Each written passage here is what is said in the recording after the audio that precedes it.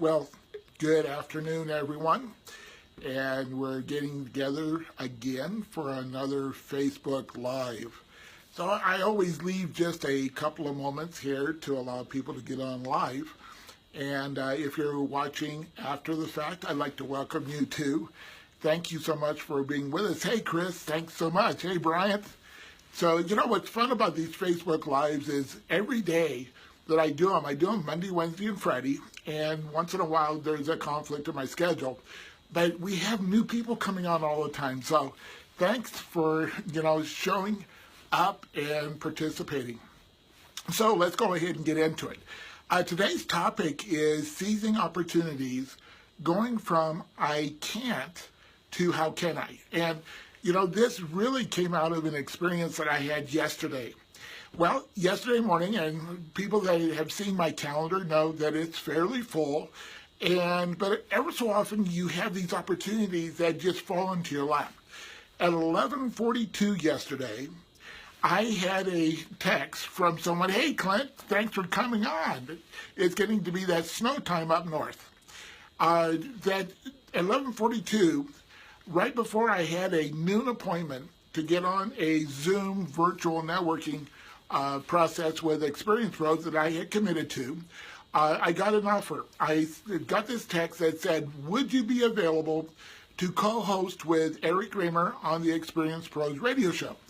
And, I've done that before. It's always a lot of fun. And I immediately, I thought, okay, I've got all these things that are going on.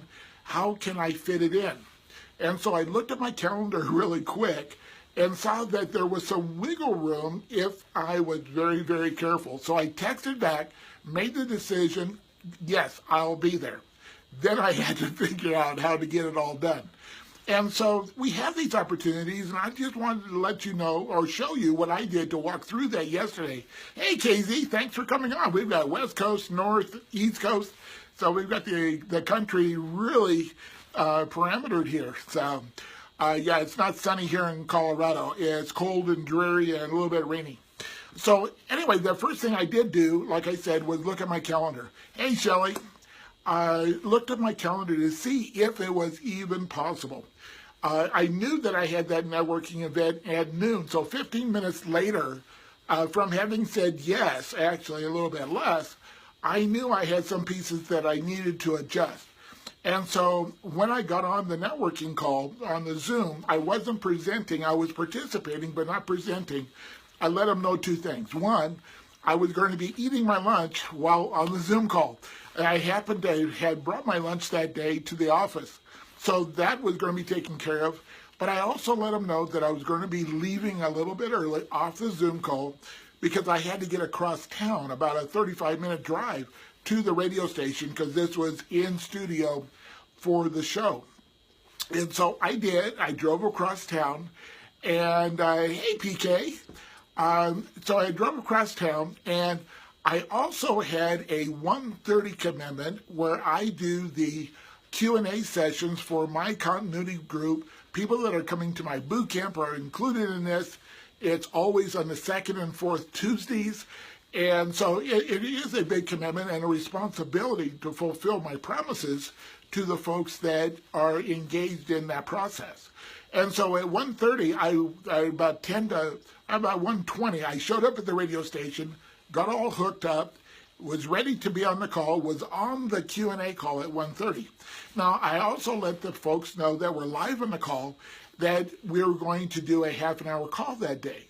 And there was something interesting that happens because most of the time we go an hour.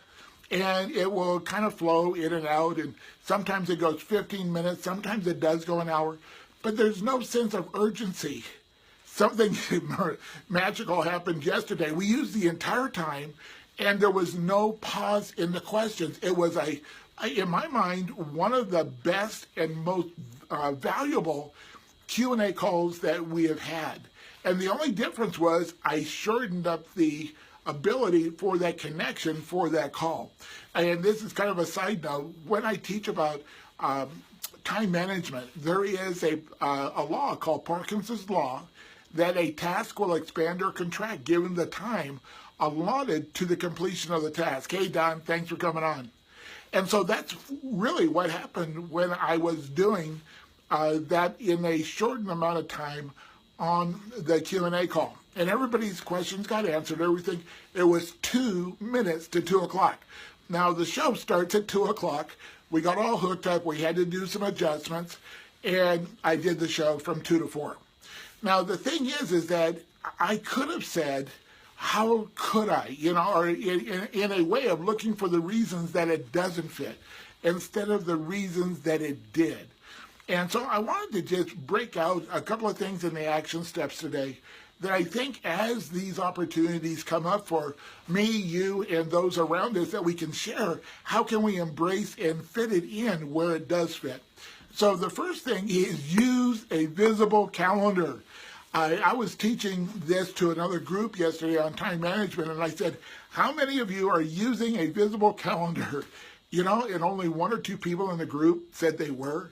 And I think sometimes we get afraid of the calendar because the calendar can seem like we're putting everything in concrete. There's no flexibility.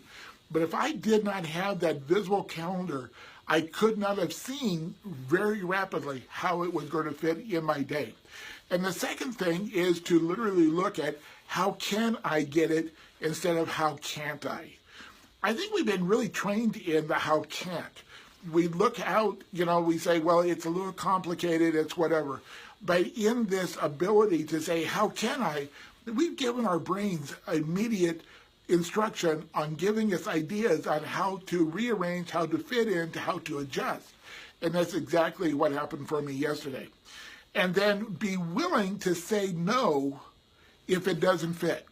And this is something that is really important because we don't want to get locked into always saying yes and creating what I call train wrecks in our calendars.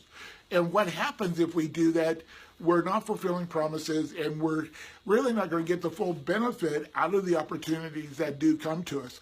Because most of the opportunities that do come, they're not once and done.